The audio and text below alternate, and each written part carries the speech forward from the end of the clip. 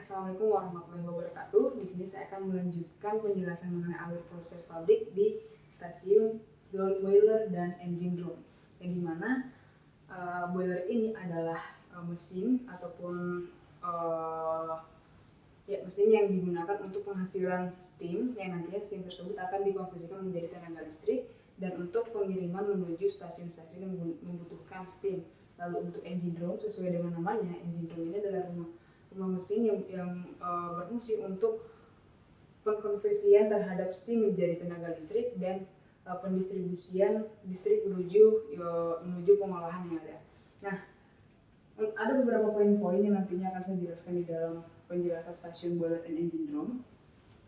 Yang pertama adalah alur dan SOP. Lalu yang kedua ada alat dan fungsinya. Lalu yang ketiga itu ada parameter keberhasilan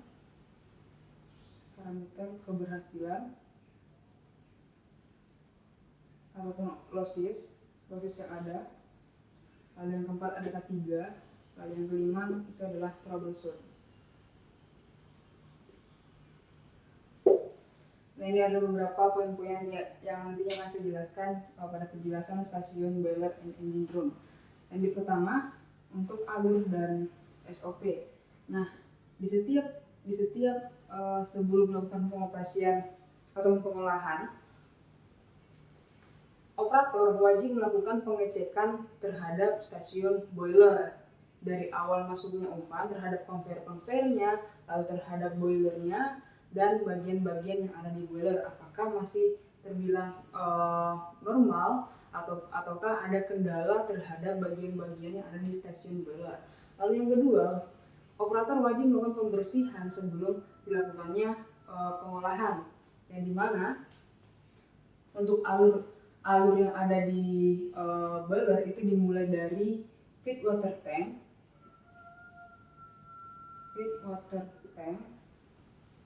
yang dimana feed water tank ini adalah tangki penampungan air yang menjadi umpan yang akan masuk ke dalam boiler. Lalu dari feed water tank itu akan masuk ke dalam deaerator.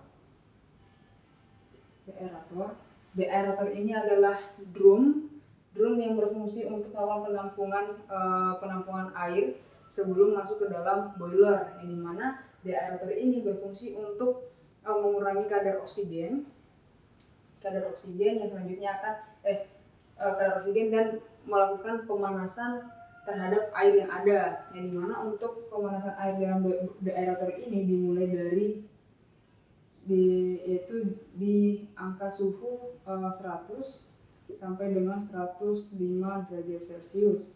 Lalu dari deaerator ini sebelum masuk ke dalam boiler itu akan ditambahkan yang namanya chemical, yang dimana chemical yang digunakan itu adalah ada Nalco 3273. Ini berfungsi untuk mencegah kerak dari harness.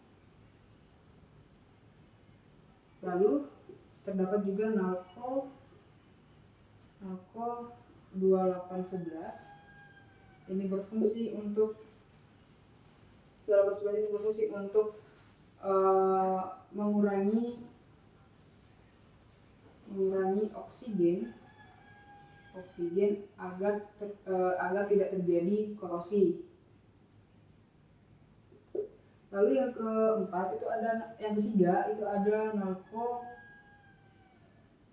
8507. Ini berfungsi untuk menghilangkan kerak silika yang dengan penaikan pH.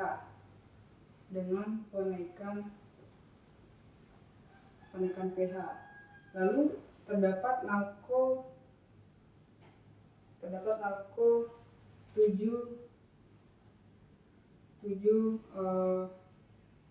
Q203 ini berfungsi untuk mencegah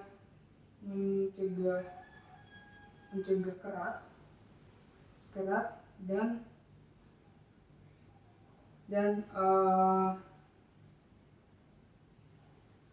mengkonversi terhadap deposit yang dihasilkan.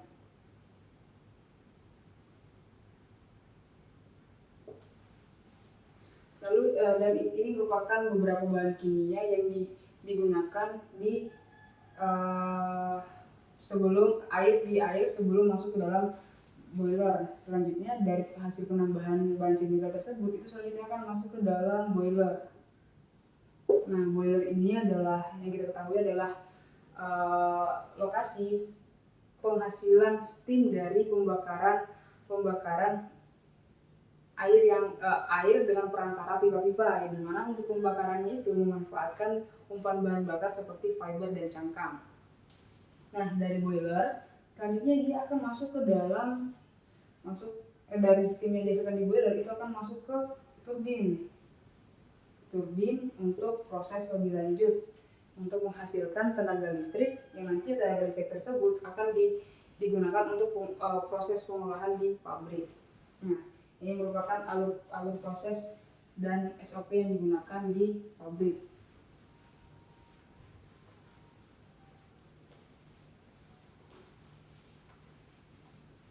Lalu di sini saya akan menjelaskan mengenai alat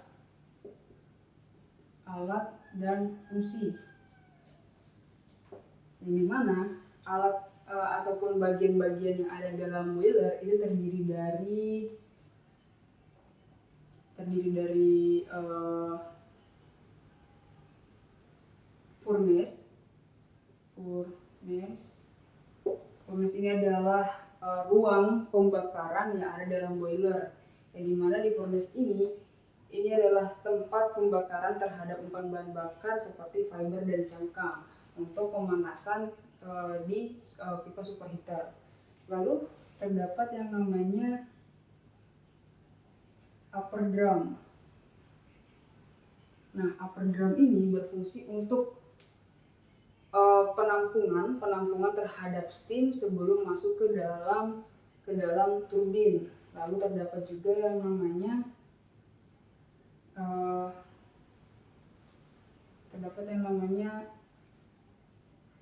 drum bawah atau drum umpan, yang dimana drum ini berfungsi untuk penampungan air yang masuk ke dalam boiler, yang selanjutnya dari air tersebut itu akan dilakukan pemanasan di superheater untuk memperoleh steam cream.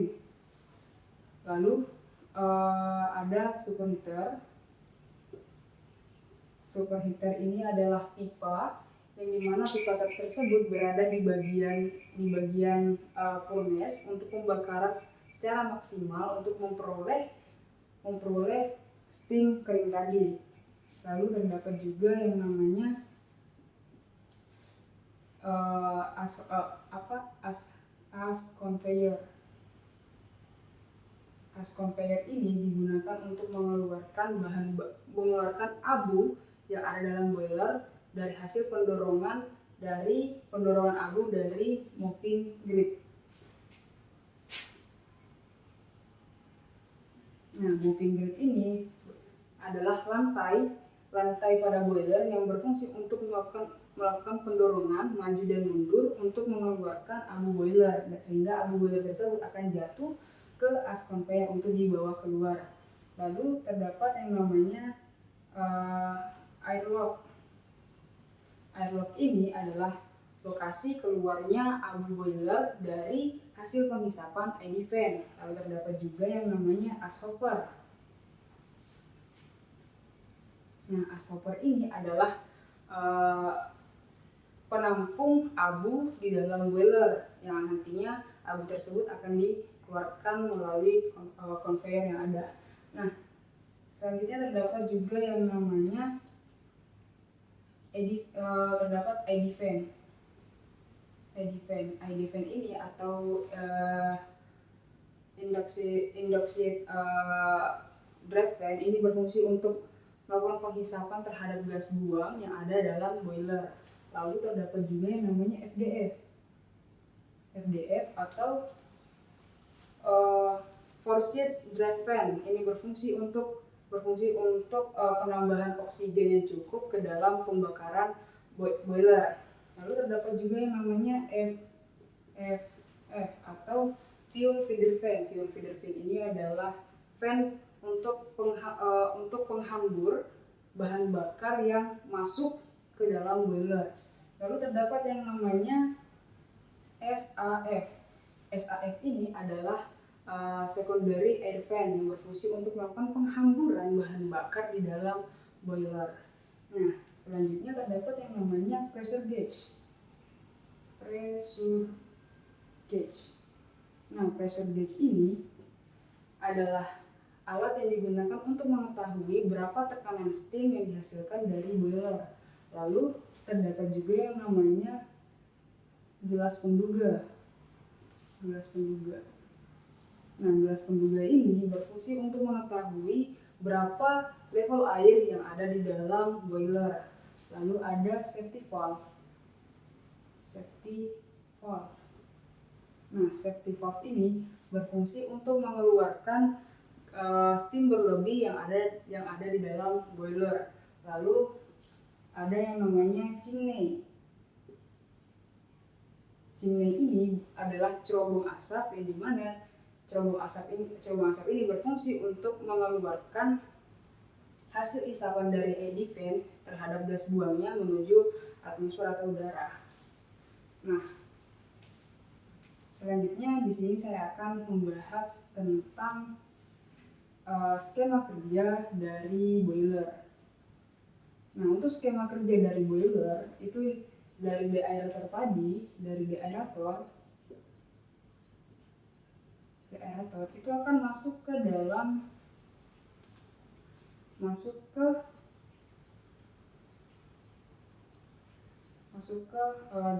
bawah. Nah, drum bawah ini berfungsi sebagai lokasi penampungan air yang telah ditambahkan bahan chemical untuk diubah menjadi steam. Nah, selanjutnya terdapat juga yang namanya upper drum.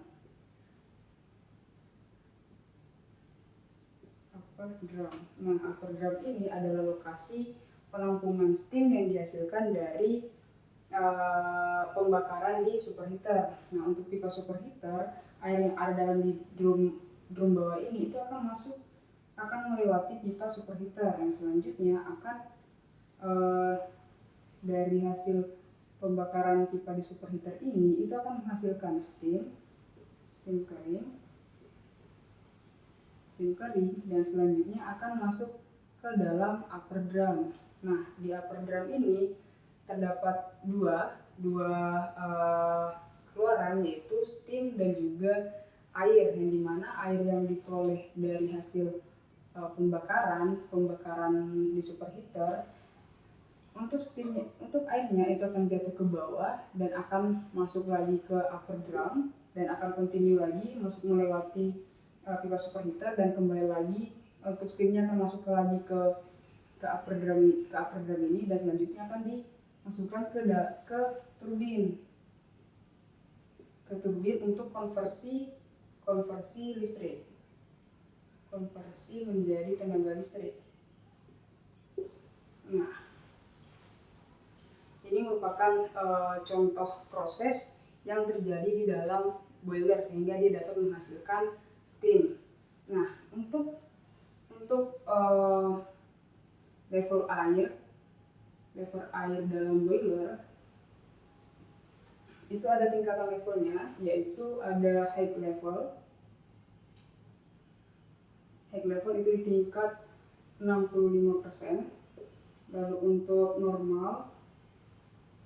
normalnya itu ada di 50%, dan untuk low itu ada di 35%, Dan untuk extra low itu ada di 25%. Nah, terhadap pH dan ppm yang ada di boiler, untuk pH-nya itu ada di 10,5 sampai dengan 11,5 ppm. Nah, ini merupakan parameter level air yang digunakan di boiler, dan ini juga tentunya menjadi parameter keberhasilan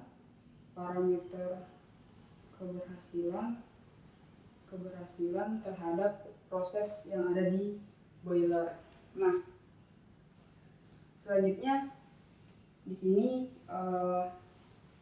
saya akan menjelaskan mengenai proses yang terdapat pada stasiun boiler, di mana untuk proses yang ada di stasiun boiler ini, oil loss itu terdapat di bahan bakar yang digunakan, di mana untuk bahan bakar yang digunakan terhadap fibernya itu untuk standar lossnya adalah 2%. Lalu untuk terhadap cangkang itu ada di 22 sampai 3%. Ini untuk oil loss yang terdapat di stasiun boiler. Nah, selanjutnya terhadap dari hasil pemanasan steam dari boiler, steam yang dihasilkan itu akan masuk ke stasiun engine room, di mana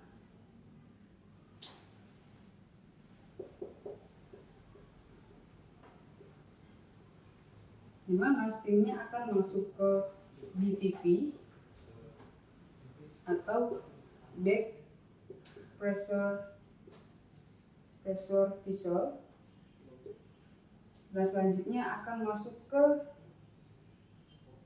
steamnya itu akan masuk ke turbin, lalu akan masuk dari bypass steamnya, steam di turbin itu akan masuk ke BPV. Dari BPV ini akan didistribusikan menuju stasiun yang membutuhkan steam. Nah, untuk alat yang terdapat di engine room itu terdapat yang namanya turbin. Turbin ini adalah mesin pengubah steam menjadi tenaga listrik, di mana untuk skema kerja dari turbin ini adalah steam akan masuk ke dalam turbin dan akan memutar alternator yang ada dalam turbin, yang selanjutnya dari putaran alternator itu akan mengkonversikan steam menjadi tenaga listrik dari putaran alternator itu. Lalu dari bypass ataupun steam berlebih yang masuk ke dalam turbin itu akan masuk ke back pressure vessel atau BPV. Nah, ini merupakan satu drum yang ada di dalam engine room yang berfungsi untuk menampung steam yang ada dari bypass dari turbin dan juga dari boiler. Nah, selanjutnya terdapat juga yang namanya panel control.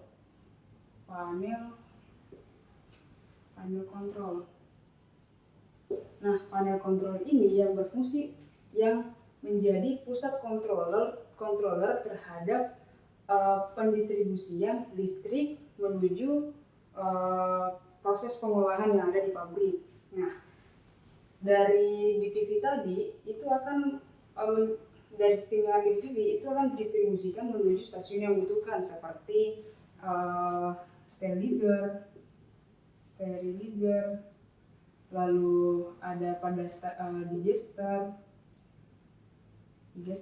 ada pada stasiun klarifikasi, dan tentunya juga terdapat pada pendistribusian menuju nut silo. Nah, ini merupakan beberapa unit ataupun stasiun yang membutuhkan membutuhkan steam. Nah, ini merupakan skema kerja dari engine room, yang mana engine room kita ketahui bahwasannya engine room ini adalah pusat pengiriman terhadap energi listrik dan juga steam. Nah, di mana untuk start awal boiler tadi itu memanfaatkan tenaga biogas. Yang dimana untuk penjelasan tenaga biogas ini akan saya jelaskan di bagian stasiun final event atau kolam limbah.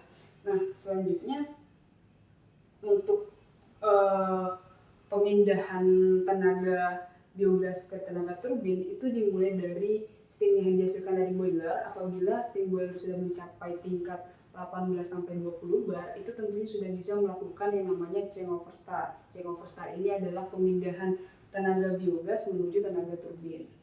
Nah, terdapat juga yang namanya genset. Terdapat juga namanya genset di dalam boiler. Genset ini berfungsi untuk sebagai cadangan tenaga apabila pada turbin tidak bekerja secara maksimal karena ada kendala, dan tentunya juga apabila di biogas itu tidak dapat mengirimkan listrik, maka genset ini akan dioperasionalkan untuk penyambungan operasional di dalam pengolahan. Nah, ini merupakan bagian-bagian yang ada di dalam engine room, yang dimana selanjutnya di sini kita akan membahas mengenai K3 yang digunakan di boiler dan engine room. Nah, untuk K3 yang digunakan di engine room, tentunya karyawan ataupun operator itu wajib menggunakan yang namanya helm safety.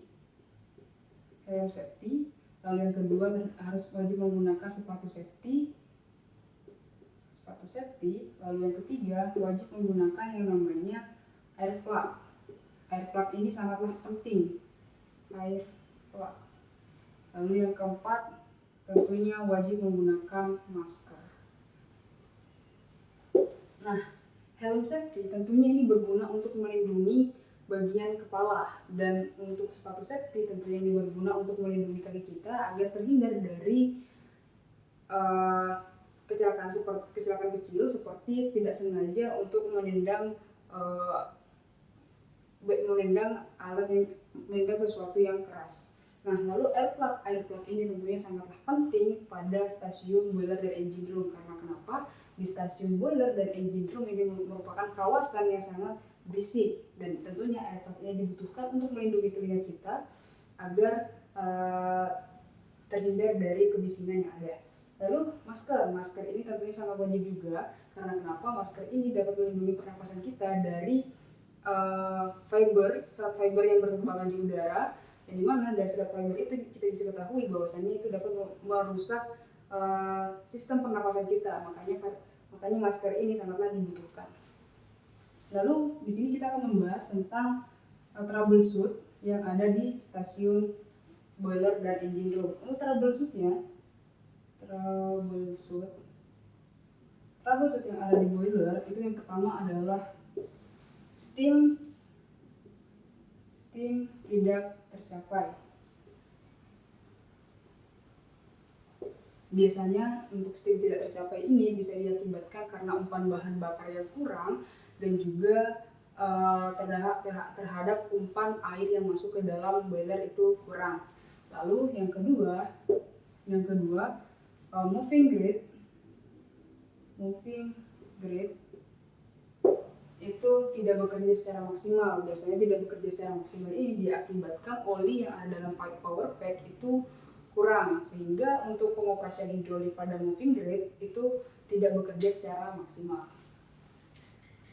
Lalu yang ketiga, pipa yang ada pada boiler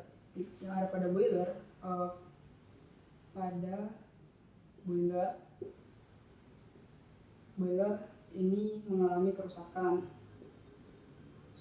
Nah, biasanya rusaknya ini dikarenakan pipanya itu korosi ataupun bisa diakibatkan karena penebalan kerak terhadap pipa yang ada.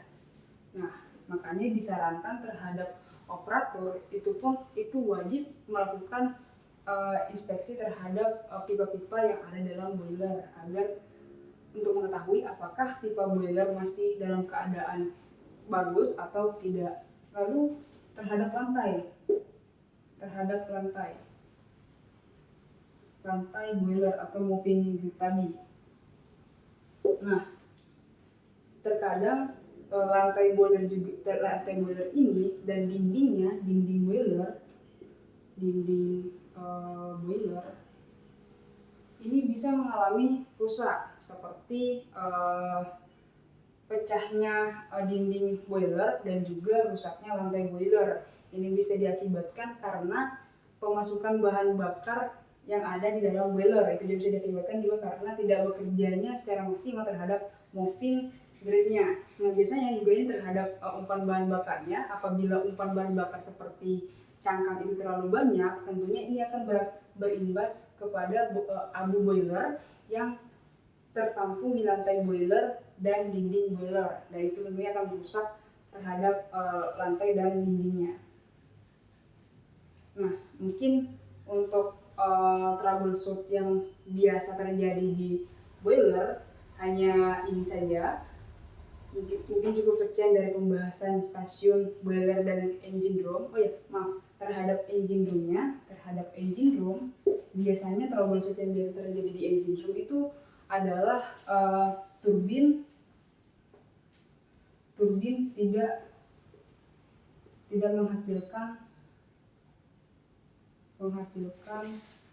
menghasilkan listrik sesuai kebutuhan. Tentunya ini kembali lagi terhadap operasional boiler. Apakah operasional boiler sudah memenuhi ketentuannya, yaitu untuk dalam penghasilan steamnya, yang biasa untuk penghasilan steam ini tergantung dari umpan bahan bakar yang